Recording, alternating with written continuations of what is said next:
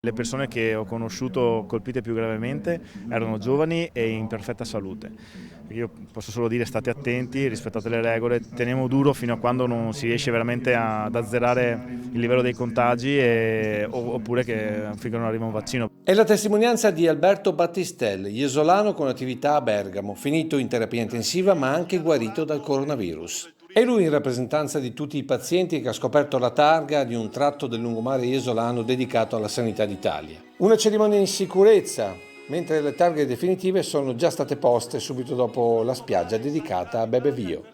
Una cerimonia straordinaria rispetto alle altre che si sono ripetute dal 2004. Come straordinario è stato il rito del calco delle mani. Queste mani che hanno salvato migliaia di vite umane. Sì, mani di tanti sanitari, medici, infermieri, autisti, magazzinieri, tantissime mani che sono 54.000 per 2, 108.000 mani della sanità veneta che hanno lavorato molto per far passare in maniera più indenne possibile un brutto periodo alla nostra comunità. Siamo preparati per un eventuale, ritorno?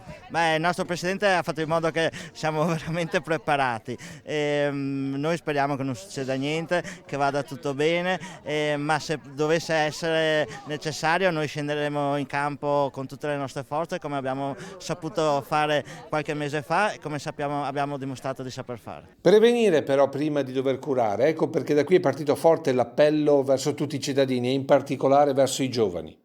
Questo purtroppo è un virus per tutti e anche per chi nega l'esistenza, come si è visto molte volte di questo, quindi può colpire tutti, purtroppo è una livella che può colpire tutti quanti. Sono arrabbiati, il motivo non si sa, almeno io non lo so, e quindi invito questi ragazzi a riflettere veramente su quello che è la vita. Potremmo portarli per una volta a vedere qualche ospedale dove c'è ancora qualche persona gravemente ammalata di Covid in una terapia intensiva e mostrare loro cosa provoca il Covid.